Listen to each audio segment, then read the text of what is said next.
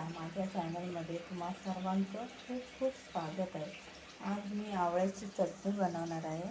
म्हणून मी इथे आवळा घेतला आहे, स्वच्छ धुवून आणि छान असा पुसून घेतला आहे। आता मी आवळ्याला वाफेवर शिजवून घेते। त्यासाठी मी चाळणीमध्ये आवळा ठेवले, पाव किलो मी आवळा घेतले। इथे बघा मी गरम पाणी करायला ठेवले। आता मी टोपावर ही चाळून ठेवले आणि छान असे वाफून घ्यायचे आवळे। इथे बघा मी गॅस बंद केलाय आणि आता आपण झाकण काढून बघूया। आवळे छान असे शिजलेले आहेत आणि गॅस बंद केला। बघा मी आवळे असे वाफून घेतलेले आहेत। आता त्यामधले आपल्याला बिया अशा काढून घ्यायच्या।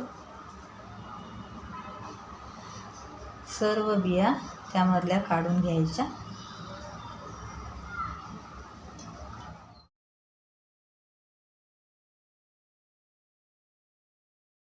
इथे सर्व बिया काढून घेतल्या। तर चला आता पुढे मी दाखवते। या काटा चम्मचनी असे स्मॅश करून घेते। जास्त पण बारीक नाही करायचे, असे स्मॅश करून घेतले। तुम्हाला जर चम्मचनी नाही जमलं तर तुम्ही मिक्सरला पण बारीक करून घेऊ शकता। जास्त पण बारीक नाही आहे, आधेमध्ये थोडे जाडच आहेत। अगदी पटकन होतात, जर छान असे वाफले ना ते तर पटकन होऊन जातात। कढई ठेवली गॅसवर आणि आपल्याला आवळ्यामध्ये टाकायचं आहे 1 चमचा बडीशेप घेतली, पाव चमचा काळे तीळ आणि 5-6 काळी मिरी घेतले आणि अगदी पाव चमचा मेथी दाणे घेतले। ते छान आपल्याला कढईमध्ये छान असं भाजून घ्यायचं आहे।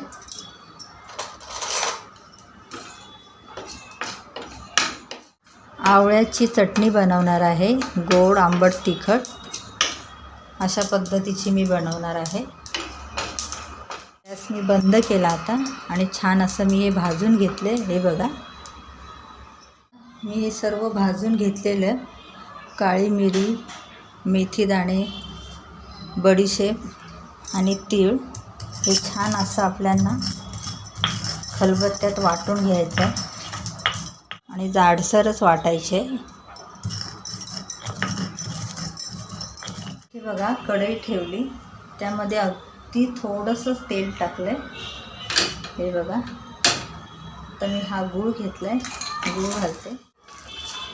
गूळ पण आता विरघळायला लागला आहे।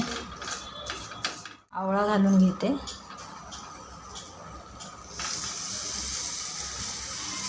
आवळा स्मॅश केलेला ते घातले।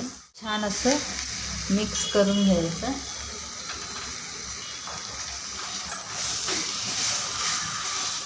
गूळ छान असा शिजवून घ्यायचा। याचे फायदे तर सर्वांनाच माहिती आहे आणि ही चटणी सुद्धा छान लागते। हे बघा गूळ छान असा विरघळला पूर्ण। अर्धा चमचा लाल तिखट, चम्मच जिरा पावडर, चम्मच चाट मसाला आणि छान असं मिक्स करून घ्यायचं। अगदी पटकन होते ही चटणी, वेळ नाही लागत।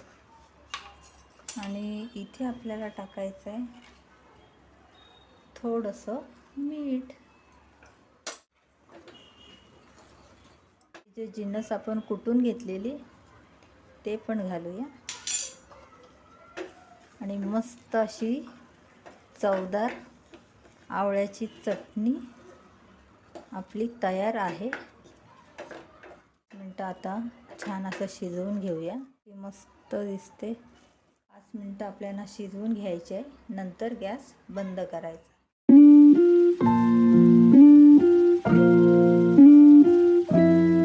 आवळ्याची गोड आंबट तिखट चटणी मस्त अशी तयार झाली आणि छान लागते। चपाती, ब्रेड असो किंवा पराठा असो, सर्व्या संगती खाऊ शकतो अशी ही गुणकारी आवळ्याची चटणी आहे। व्हिडिओ आवडला असेल तर लाईक, शेअर आणि पटकन सबस्क्राईब करा।